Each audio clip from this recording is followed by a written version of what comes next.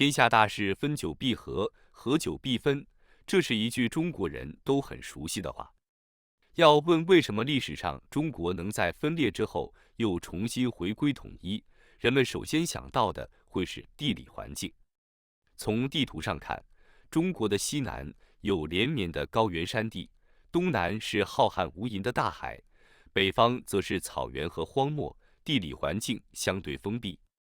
内部则有大片的平原，又有连通东西的江河，具有形成统一国家的天然条件。显然，地理环境对于历史的影响，怎么强调都不过分。不过，今天我们想要说的是与大一统帝国密切相关的另一个重要因素，那就是语言文字。简单来说，统一的文字是大一统帝国的产物，而帝国维持统一也离不开共同的语言文字。历史上，汉字与帝国就这样互为因果，塑造了中华文明的基本形态。说起历史上对中文影响最深远的事件，就要算是秦始皇统一六国之后推行的书同文了。汉字从殷商甲骨文开始，到了战国时期，各国文字已经产生了分化。秦统一六国之前，战国七雄的文字并不完全相同。各国文字虽然都源自西周，但经过持续数百年的分裂，不同国家的文字在字形、写法上有了不小的区别。比如，根据学者的研究，秦、楚两国文字大约有20%的字形是不同的。口语方面的差异就更显著，孟子中就有楚人学齐语的故事，说的是要一个楚国子弟学习齐语，即使请一位齐国人当老师，也不一定管用，因为他身边都是楚人，没有说齐语的环境。孟子是用学语言的例子，强调环境对培养德性的重要性，但也让我们知道当时各国的口音、习惯已经有了很大不同。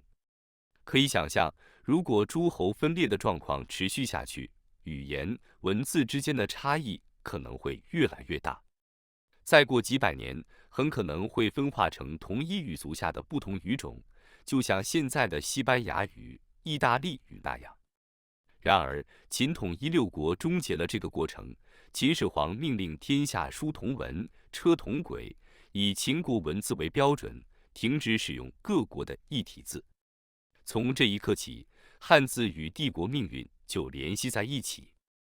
这一政策在今天看来似乎理所当然，统一的国家使用统一的文字，天经地义。但在世界历史上，并非所有帝国都在境内强制推行统一的文字。比如罗马帝国，虽然官方语言是拉丁语，但帝国东部却广泛使用希腊语，少数民族如犹太人也保留了自己的传统文字。秦统一之后，之所以能成功实现书同文，主要原因自然是之前各国语言文字十分相近，并没有像拉丁文、希腊文那样的显著差异。另一方面，也是秦始皇刻意抹杀、整合六国文化，巩固统一局面的结果。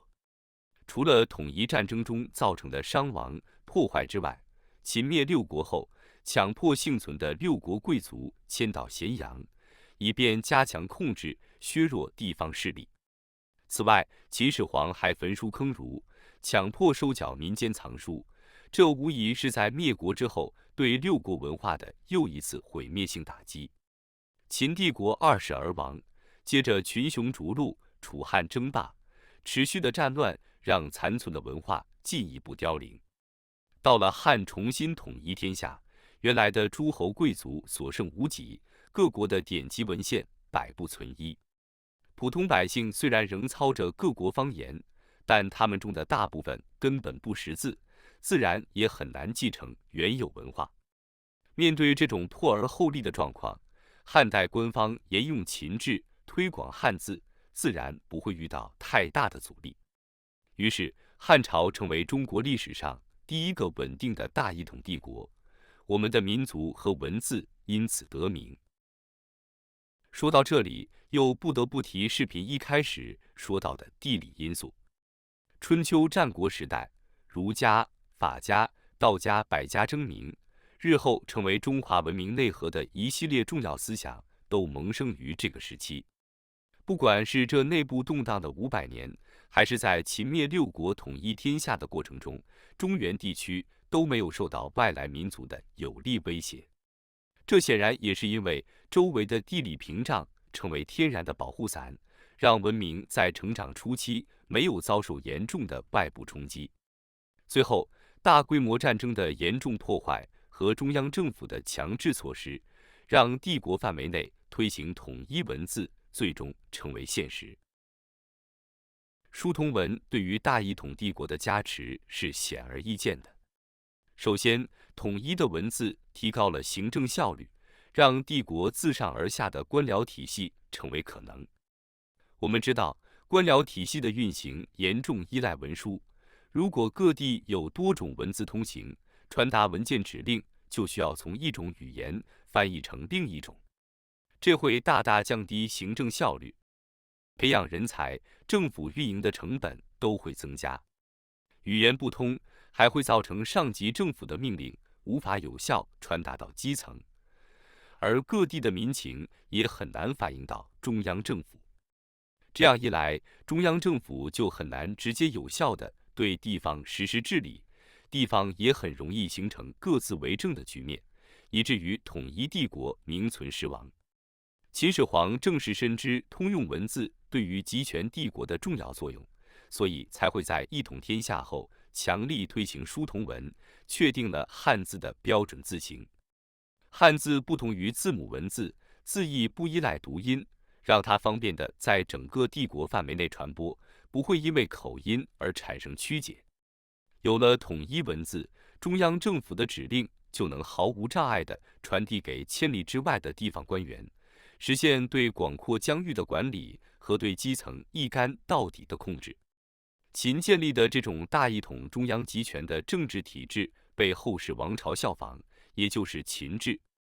中国能在2000多年前就建立起大一统的郡县制帝国，很大程度上就是得益于汉字独立于语音的普适性。然而，成也秦制，败也秦制。秦始皇理想中的帝国是一架能让他如臂使指的机器，每个臣民不过是帝国庞然大物上的一个细小零件，乖乖听话即可，不需要思想，也不配谈文化。所以他提倡民以吏为师，还焚书坑儒，搞文化灭绝，把法家愚民弱民那一套执行到底。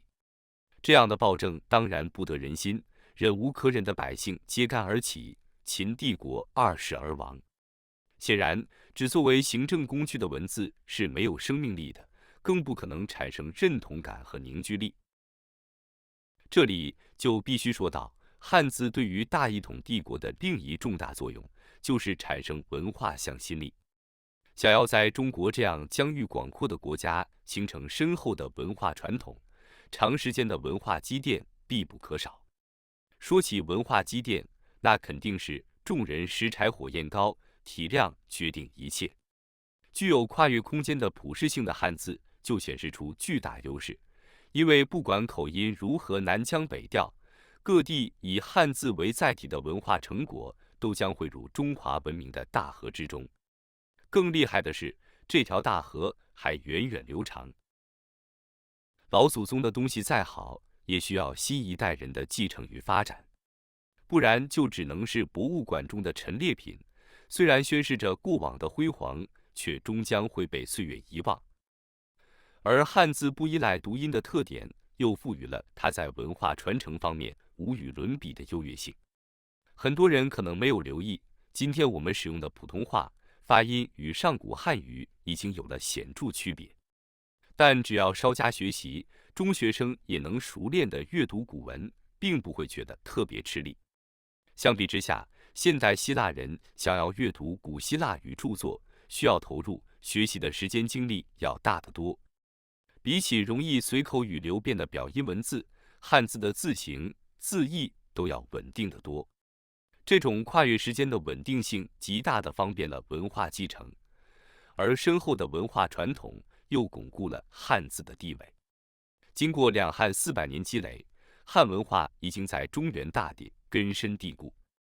汉字使用时间越长，文化优势越大，想要放弃汉字，另起炉灶的成本也就越高。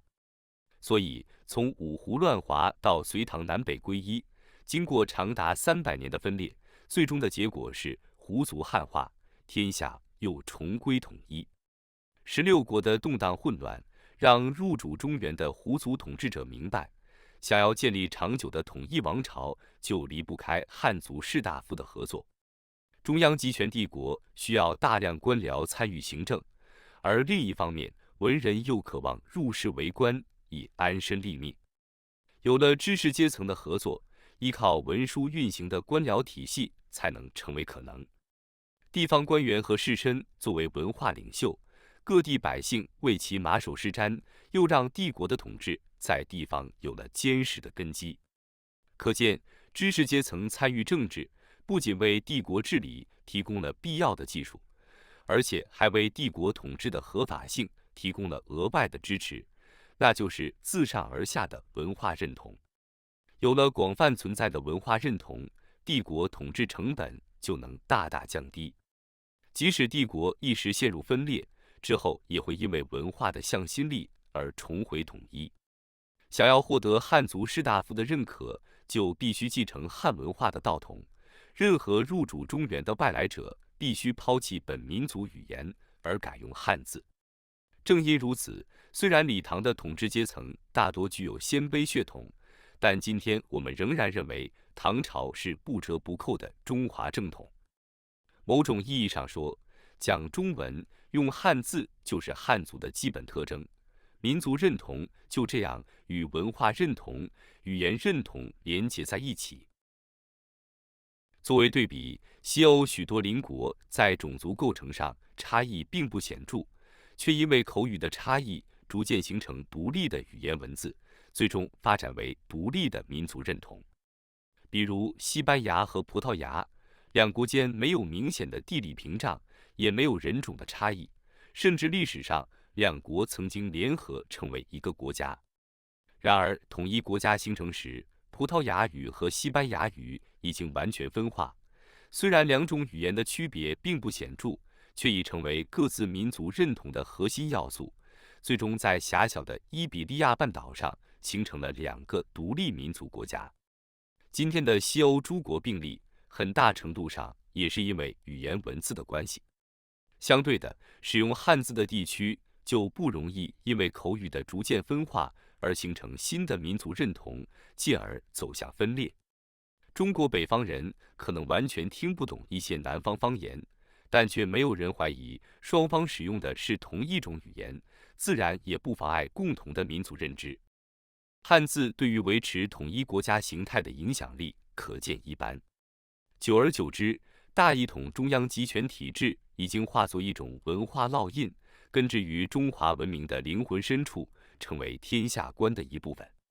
任何一个读书人，只要你问他天下呜呼定，他大概率会不假思索地回答天下定于一。这种统一的天下观不仅存在于四书五经中，还存在于诗词歌赋、历史典籍中。汉字是文化的载体，学习汉字就不可避免会接触、继承传统文化。共同的文化加强了大一统的天下观和民族认同，新的大一统帝国又会不遗余力地强化这一认同。这样，汉字、文化与帝国就形成了正向反馈的闭环。古代中国能长期维持大一统局面，分裂之后又能恢复统一，相对封闭的地理环境固然是主因，使用同一种文字，拥有一致文化认同的作用也不容小觑。既然统一文字能大幅增强国家的凝聚力，那么为什么历史上众多帝国没有动用国家强之力推广统一文字呢？答案是非不为也，是不能也。就拿罗马帝国为例，地中海周边很多民族在被罗马征服之前就有自己的语言和文字，如希伯来语、希腊语。这些语言文字已经使用了几百年、上千年，早就形成了深厚的民族文化积淀。强迫他们放弃母语，即便拥有压倒性的军事优势，在古代的技术条件下，也是一件几乎不可能做到的事。如果帝国政府使用暴力强迫被征服民族改变语言文字，一不小心就会引起境内各民族群起反叛，进而导致帝国分崩离析。所以，尽管拉丁文是政府的官方语言，但罗马帝国从未强迫境内各民族放弃原有文字，改用拉丁文，而希腊语因为其文化优势，反而成为帝国东部的通用语言。然而，也是因为境内各民族保留着自己的语言习俗，一旦帝国衰落，那些拥有各自文化认同的少数民族就可能趁机独立，从而让帝国变得四分五裂。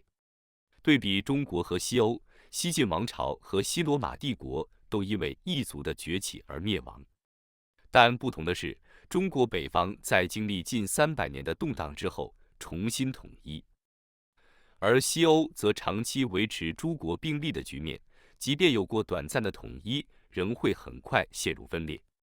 要解释这种历史走向的巨大差异，地理环境、政治制度、宗教信仰肯定是我们关注的重点，但中国和西欧不同的语言文化传统显然也是无法忽略的。随着技术的进步，造纸术、印刷术的普及让书籍、报刊的成本大幅降低，